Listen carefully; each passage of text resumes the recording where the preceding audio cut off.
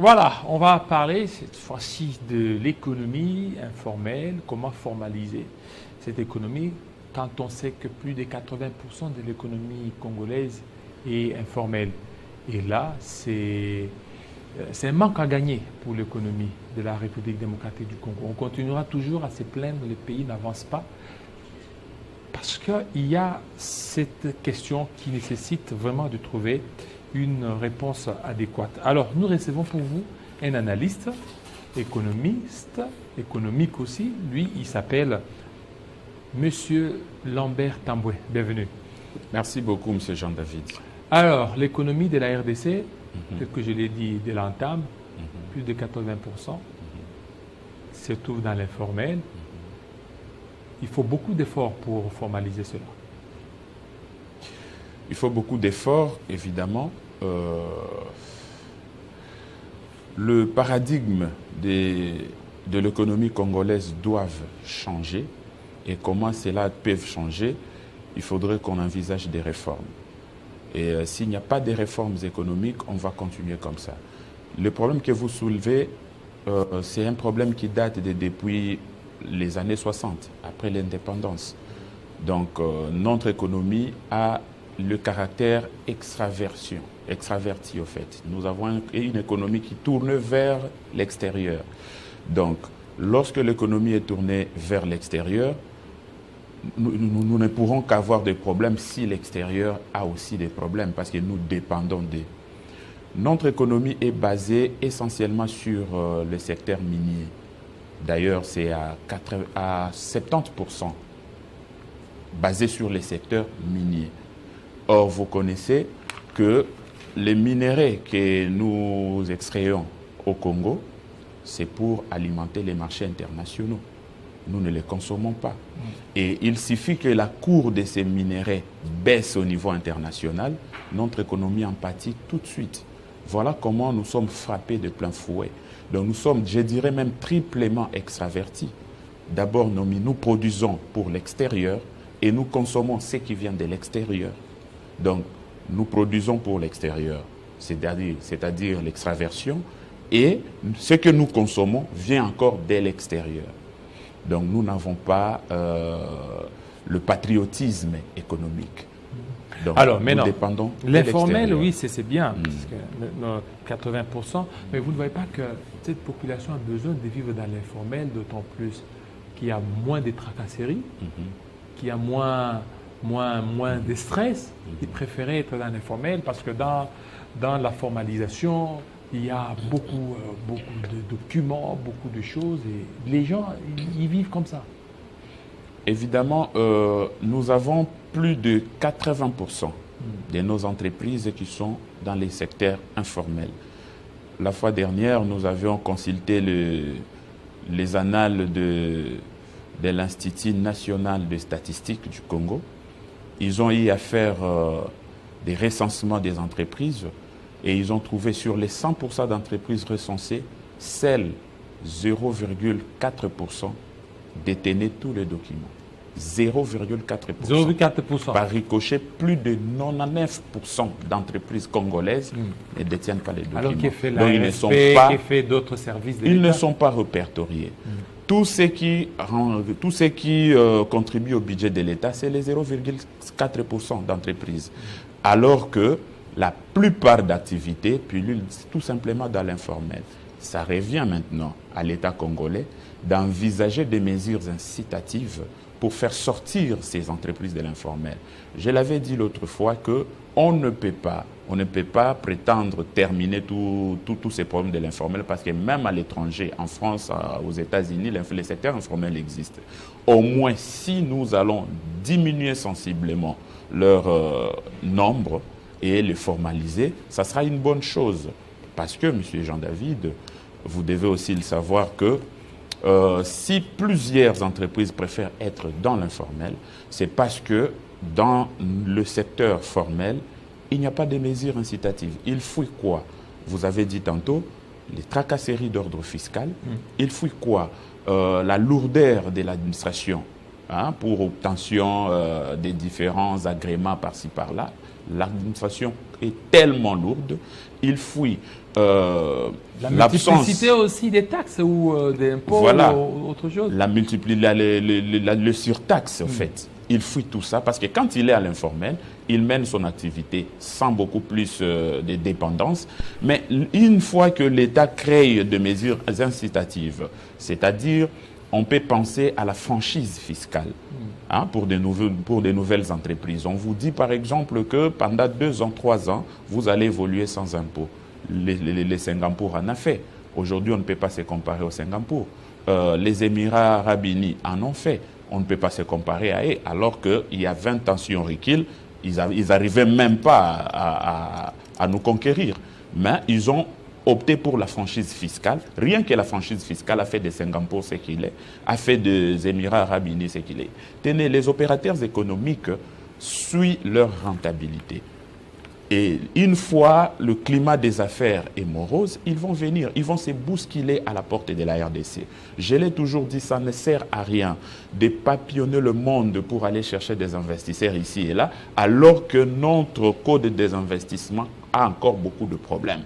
Il faudrait que l'État puisse s'y pencher, c'est-à-dire en créant de bonnes conditions, et les opérateurs économiques vont venir d'eux-mêmes parce qu'ils sont à la recherche de là où le climat est morose pour eux. Donc jusque-là, c'est le climat des affaires qui n'est pas propice.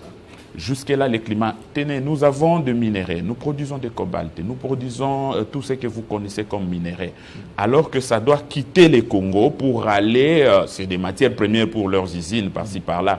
Vous voyez les coûts d'importation pour eux et les coûts de transport, tout et tout. Ils préfèrent importer plutôt que de venir installer leurs usines là où on produit la matière première. Normalement, ça allait leur être avantageux d'installer les usines ici, chez nous, et parce que la matière première coûte moins cher ici, ils allaient produire sans beaucoup plus de peine. Mais pourquoi ils préfèrent importer là-bas, exporter plutôt?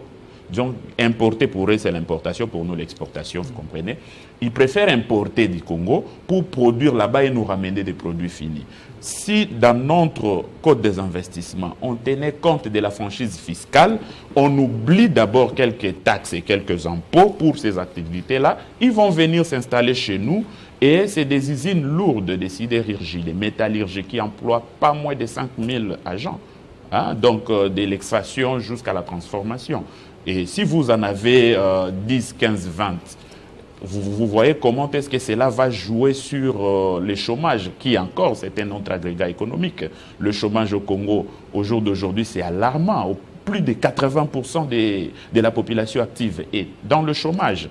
Et comment on peut résoudre ça? Seul l'État ne peut pas employer tout le monde, et que d'ailleurs, les entreprises étatiques se plaignent de pléthore. Donc l'État ne peut pas employer tout ce monde. Rester là en train d'attendre l'emploi venant de l'État, en tout cas, on risque de mourir sans travailler. Alors là, c'est quoi? Il faut l'entrepreneuriat. Il faudrait que l'État puisse encourager l'entrepreneuriat de jeunes, l'entrepreneuriat commercial. D'ailleurs, j'avais aimé, au cours de son premier mandat, le chef de l'État avait dit une phrase économique que j'avais vraiment retenue, je ne sais pas si tout le monde l'avait compris comme moi. Il avait dit il veut faire du Congo l'Allemagne d'Afrique. Les gens ont tout de suite vu la construction des gratte-ciel, tout et tout, et des grands boulevards. Non, pas nécessairement. Si vous regardez l'économie allemande, l'Allemagne est devenue la première force économique de l'Europe, c'est par l'entrepreneuriat tout simplement. Donc moi je vis dans le chef de l'État l'idée de créer de jeunes Congolais, de promouvoir l'entrepreneuriat, parce que l'Allemagne s'est construite par l'entrepreneuriat à 99%. Consultez les nets, vous allez me donner raison. À 89%, l'économie allemande est entre les mains des PME, petites et moyennes entreprises. Donc ces PME, ils ont des subsides, ils ont des subventions et ils en produisent en quantité. Ils exportent. L'Allemagne exporte 50%. D'ailleurs, c'est 50,6% de sa production. C'est-à-dire plus de la moitié de la production du pays est exportée. Vous voyez, la balance commerciale, cela joue dans la balance commerciale lorsque les exportations sont supérieures aux importations. Parce que la balance commerciale, c'est juste la différence entre les exportations et les importations. Et cela va jouer aussi sur le taux de change. Parce que lorsqu'on part importer, nous vendons en francs congolais. Et s'il faut aller importer les marchandises qui seront vendues, on doit convertir ces francs congolais en dollars américains ou en monnaie étrangère pour aller vendre. Et ainsi de suite, la devise étrangère devient rare. Et en économie, ce qui est rare et cher, ce qui est abondant et moins cher, on n'arrive pas à maîtriser le taux de change ou on n'arrive pas à le baisser. Alors, il y a eu plusieurs structures qui ont été créées, il y a d'autres qui ont été tout simplement revitalisées. Il y a l'ARSP. Est-ce que l'ARSP, depuis qu'il a été remis sur la route pour qu'elle commence beaucoup plus à suivre les entreprises, est-ce qu'il y a vraiment des impacts sur le terrain pour certainement aider à ce qui est les entreprises privées à pouvoir se retrouver dans plusieurs secteurs en RDC? L'ARSP, par sa définition, c'est l'autorité de régulation de la sous-traitance dans les secteurs privés. Alors, l'ARSP est là, en train de réguler la sous-traitance. La sous-traitance. Voilà. Et l'ARSP, depuis que cette autorité de régulation avait été créée, il y a quand même un bouée d'espoir, beaucoup plus sur le minier. D'ailleurs, beaucoup plus sur les miniers qu'on voit l'ARSP en train d'agir. Et puis, en train de réguler aussi la sous-traitance. Mais si l'on veut absorber ces chômages et si l'on veut produire, mais nous avons 80 millions de terres arables, nous avons la pluviométrie abondante, nous avons des cours d'eau par-ci par-là. Qu'est-ce que nous en faisons? Qu'est-ce que nous en faisons? Pourquoi doit-on continuer à importer la nourriture? Donc, disons, les denrées alimentaires. Parce que sur mon assiette, je vois les riz qui vient de l'Inde, si pas de l'Inde de Vietnam, si pas du Vietnam de Pakistan. Je vois des épices qui viennent de la Chine, je mange les chinchards qui viennent d'ailleurs, je mange des poissons salés qui viennent d'ici et là. Je mange de semoule qui nous vient, je ne sais pas si c'est de la Zambie, si ce n'est pas de la Zambie, de l'Angola. Pourquoi au Congo n'arrive pas à produire alors que nous avons les nécessaires? Le budget qu'on a débattu la fois dernière au Parlement, je félicite d'ailleurs le gouvernement pour ça. De 18 milliards. Plus de 18 milliards de dollars américains. Il est en augmentation de 26% par rapport au budget de 2024. Ce que moi je préfère, c'est parce que en parcourant le projet de loi de finances, je vis qu'il y a 17% de budget réservé à l'économie, c'est-à-dire à la diversité, à la diversification de l'économie. La diversification veut tout simplement dire l'encouragement pour la production interne. Donc c'est une bonne chose, c'est-à-dire que l'État veut créer des entreprises diversifiées dans plusieurs secteurs d'activité, mais nous en savons encore le problème qu'il y a dans la gestion de nos entreprises, notamment la politisation, ainsi de suite. Moi, j'encouragerais plutôt l'État dans cette diversification à donner plutôt des subsides aux entreprises existantes, aux industries existantes, et ces industries-là vont beaucoup plus produire et ça va résorber le chômage. Il y a encore 13% de budget réservé à l'agriculture, c'est une bonne chose, on applaudit, mais il faudrait que cela ne se limite pas en chapelet des bonnes intentions. On doit vraiment voir les actions agricoles sur les terrains. Moi, je proposerais sur cette ligne à l'État congolais de créer des parcs agro-industriels dans chacune de nos provinces. Si on n'en a que deux parcs agro-industriels par province, on a 26 provinces, on aura plus de 50 parcs agro-industriels et ça sera le boom agricole dans la République démocratique du Congo. Parce que des terres arables, nous en avons en quantité voulue. Si par parc agro-industriel, on prenait même 2500 hectares par parc, ça nous fera 5000 hectares par province. 5000 hectares. Nous en avons 80 millions. 5000 hectares par province fois 26, multiplié par 26 provinces, vous voyez ce que ça fera. On sera autour de 160 000 hectares à cultiver par an. Donc, c'est encore rien du tout, même pas 5% de ce que nous détenons. Et au bout d'une année, il y aura le boom agricole. Déjà, les agro-industriels emploient beaucoup de gens. Donc, des travaux préliminaires jusqu'à la récolte, ça emploie beaucoup de gens et ça va aussi résoudre tant soit peu les problèmes de chômage. Au même moment, nous résolvons les problèmes liés à l'alimentation. Au même moment, nous résolvons les problèmes liés au chômage. L'État se limitera juste à jeter ses infrastructures parce qu'on ne peut pas non plus prévoir, produire sur le point agricole sans avoir des routes à dessert agricole parce que ces productions risquent encore de pourrir dans des milieux ruraux sans atteindre des centres de consommation. L'État doit s'employer dans cela tout en subventionnant aussi les agriculteurs locaux et nous allons arriver à assouvir notre besoin de consommation et même à exporter vers des pays voisins. Je le disais autrefois que de la semis à la récolte, le maïs ne vous prend que 3 mois. Au bout de 3 mois, vous avez récolté le maïs. Ça me fait mal, en tant que républicain, de rester comme ça, regarder à la télé une délégation de 5-6 ministres de mon pays qui partent négocier le prix du maïs à l'étranger. Le prix des maïs, quelque chose que nous pouvons produire dans 3 mois. Nous avons plus de 100 millions d'habitants en République démocratique du Congo, d'après les statistiques de la Banque mondiale. Plus de 100 millions d'habitants. Déjà, sur la consommation, on ne se plaindra pas. Avec les 100 millions de bouches qui doivent manger chaque jour. C'est-à-dire que si nous produisons en quantité requise, ça sera consommé. Et puis, les 100 millions ne se limiteront pas seulement à consommer, c'est aussi une main-d'œuvre abondante pour les industries si nous voulons en créer. Qu'est-ce que nous en faisons? Nous avons les ressources naturelles, nous avons les ressources hydrauliques, nous avons hydrographiques, nous avons aussi des ressources humaines. Nous en faisons quoi? Il nous manque juste des matériels aratoires. Nous avons un ministère de l'Agriculture qui malheureusement a raté la saison agricole 2024-2025. Malheureusement, moi je me demande, mais quand on ne lance pas la saison agricole au Congo, avec tout ce que l'on a, qu'est-ce qu'on attend? Qu'est-ce qu'on attend faire? Voilà pourquoi cela a poussé le ministre de l'économie à exonérer ou à supprimer certaines taxes, notamment TVA à l'importation, sur les 9 produits phares de panier de la ménagère. Moi, j'ai compris que le professeur Moukoko est venu juste prêter des béquilles parce qu'il a compris qu'on n'a pas lancé la saison agricole. On ne peut pas espérer quelque chose durant l'année la saison 2024-2025 sur le plan agricole. Alors, il faudrait tourner vers l'extérieur.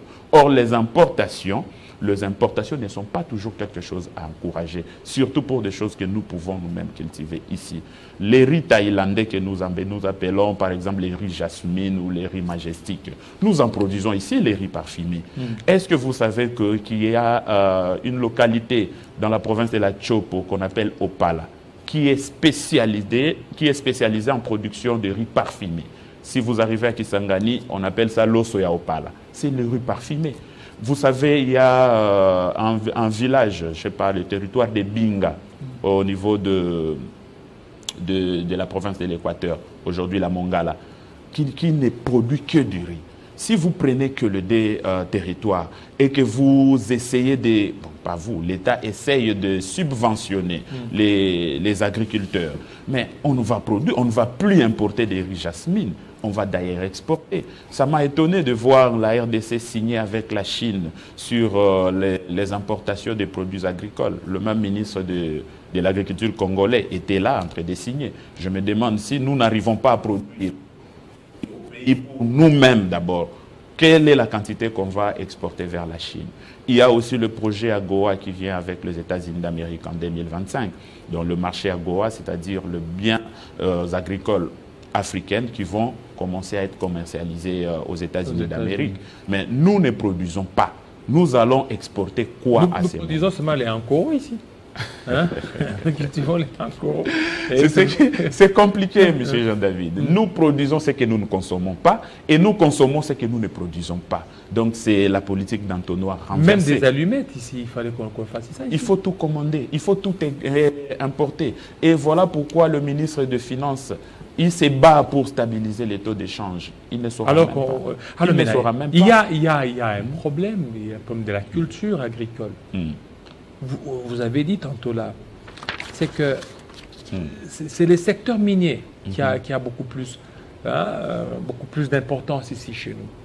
Alors que nous avons des terres arables. Pour vous, c'est qu'il faut au moins qu'il y ait 2 parcs agroalimentaires parce que par province. Nous avons 26 provinces. 26 provinces. Des parcs par province. Voilà, fois 26, vous avez combien de parcs? 13% réservés à l'agriculture dans notre budget. Oui, 13% de 18 milliards. Des 18 milliards. Appliquez les 13% sur les 18 milliards, vous verrez les montants. Alors maintenant, imaginez, ici chez nous, c'est seulement les secteurs miniers. Les secteurs miniers. Alors qu'au niveau du secteur agricole, il y a une certaine négligence, il n'y a pas une culture. Alors comment faudra-t-il le faire? Parce que beaucoup de gens, ils vous parlent beaucoup plus du secteur minier parce que c'est l'argent un peu facile. Vous investissez aujourd'hui, demain vous avez, mais dans l'agriculture, vous n'allez pas seulement vous arrêter au niveau des maïs, parce que vous parlez de 3 mois. Il y a d'autres produits qui vont au-delà des 6 mois, d'1 année. Alors comment? Monsieur Jean-David, moi je suis républicain. Voilà pourquoi je ne me limite pas qu'à soulevant des problèmes. À chaque problème, j'essaie aussi de proposer ce que moi j'estime que ça peut être des pistes et des solutions. Je pense humblement que dans ces cabinets, dans des différents cabinets de nos ministères, il y a des techniciens. Il y a des techniciens par moment aussi plus que nous autres. Mais, nous essayons tout simplement de mettre un peu de piste à leurs oreilles pour qu'ils se réveillent, qu'ils essayent aussi de travailler. Parce que dans ces pays, on peut encore faire quelque chose. C'est possible. Je parlais de 3 mois pour récolter le maïs. Mais ça ne demande pas 1 année, ça ne demande pas 3 ans, ça ne demande pas tout un mandat de 5 ans. Mais s'il y a la volonté, ce que nous sommes en train de dire, vous et moi, concernant l'agriculture, le chef de l'État l'avait aussi soulevé.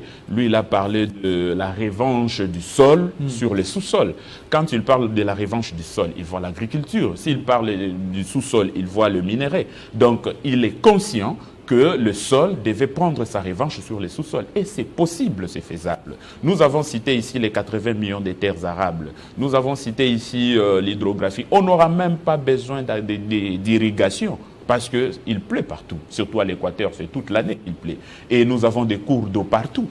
Mais pourquoi on n'utilise pas cela? J'ai encore soulevé ici les ressources humaines. La main-d'œuvre est là. Il manque juste le matériel zaratoire. C'est-à-dire, l'État doit subventionner les agriculteurs, peut-être en les amenant des tracteurs, peut-être en les amenant des bateaux. Des moyens au fait, oui, de moyens pour qu'ils se prennent en charge, et puis le boom agricole est possible. Moi, j'ai proposé, si l'État dit que non, c'est difficile d'entrer en contact avec tous les agriculteurs, moi, j'ai proposé 2 parcs agro-industriels par province. Ils peuvent même travailler avec le ministre de l'Intérieur, qu'il va lui travailler avec des gouverneurs de province, et que dans chaque province, l'État alloue un peu de moyens agricoles au gouverneur. Chaque gouverneur est responsable de ces 2 parcs agro-industriels. Nous pouvons aussi préparer un projet de loi allant dans ces sens,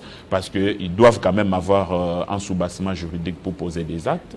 Donc, un projet de loi dans ce sens, et 2 parcs agro-industriels par province, on aura tout de suite un boom agricole en 1 année. Ça ne fera même pas quelque chose de 3, 4 ans, en 1 année. Il y aura un boom agricole et il y aura aussi quelque chose, la résorbante de chômage. Le taux de chômage va baisser parce que chaque parc agro-industriel va employer des gens. Donc c'est à l'État au fait de subventionner et puis de booster cela. Et pour des agriculteurs autonomes, nous avons parlé des routes à desserte agricole. D'ailleurs, je m'en réjouis avec le projet 145 territoires, le PDL 145. Donc c'est le développement à partir de la base. Si ces programmes est mis en place, même par des routes à terre bâtie, pour permettre à ces agriculteurs de pouvoir sortir leurs récoltes de leurs milieux ruraux vers les centres de consommation, on n'aura pas de problème. On n'aura pas de problème. L'État peut encore créer des cantines.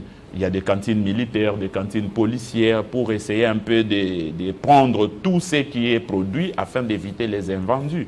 Et aussi des moyens de communication entre provinces, c'est-à-dire ce qui est produit en Équateur est consommé à Kinshasa, ce qui est produit au Congo central est rare à l'Équateur, ainsi de suite. Il y a des méthodes de chiasme, de voies de communication, comme par exemple la réhabilitation des chemins de fer. Ça aussi, c'est un problème, le moyen de communication. Oui. C'est-à-dire que lorsque vous êtes au niveau du Katanga, il y a les maïs qui sont produits au niveau de Kabodo. Oui. Pour que ça arrive, Kabongo, pour que ça arrive à Lumbashi, c'est tout un problème.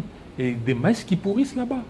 Et vous avez parlé aussi des riz produits au niveau de l'Équateur. Pour que ça arrive à Kinshasa, c'est un problème. C'est qu'il faut que l'État aussi mette des moyens pour permettre à ce qu'il y ait un peu cette communication. Oui, mais le moyen, les routes sont là, mais elles sont défectueuses.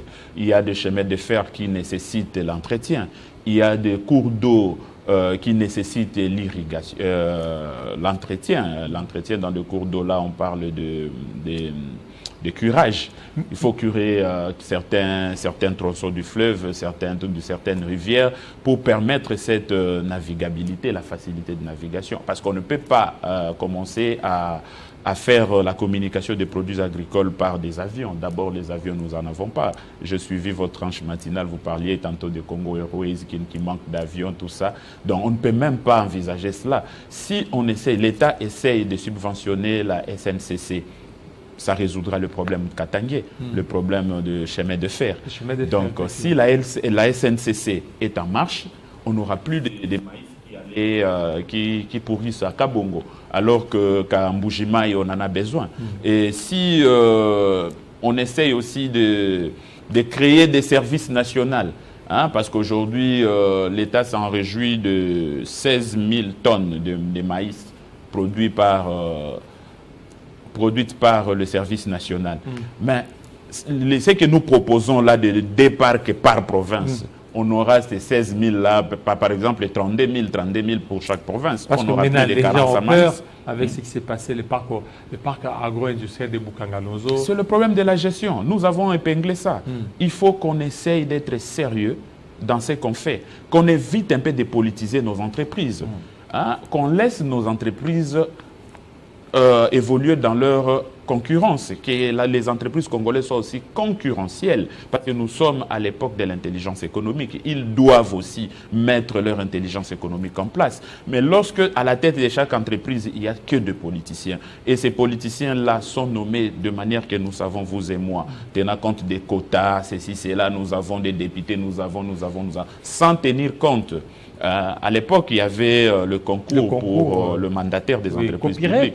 Copirep, évidemment, avec le professeur Yulou Kamba à l'époque. Bon, je ne sais pas ce que cela a été, pourquoi on a reproché à Copirep cela, mais aujourd'hui, nous avons le BCECO. Le BCECO peut aussi faire ça. Donc, au moins, dans chaque entreprise créée, qu'on mette des gens capables. Et puis qu'on mette aussi le système de contrôle après, parce qu'il n'y a pas de gestion sans contrôle. Il n'y a pas de gestion sans audit. Lorsque les mandataires agissent en patron, ils font ce qu'ils veulent, il n'y a que l'IGF derrière eux. Donc, nous avons de la Cour des comptes, nous avons beaucoup de structures de contrôle de gestion. Il faut tout simplement les activer, il faut tout simplement les motiver. Voilà, merci beaucoup pour ces très belles analyses, surtout pour notre économie en République démocratique du Congo. Merci beaucoup, monsieur Lambert Tamboué. Merci beaucoup, monsieur Jean. Voilà. Alors, on continue notre matinale.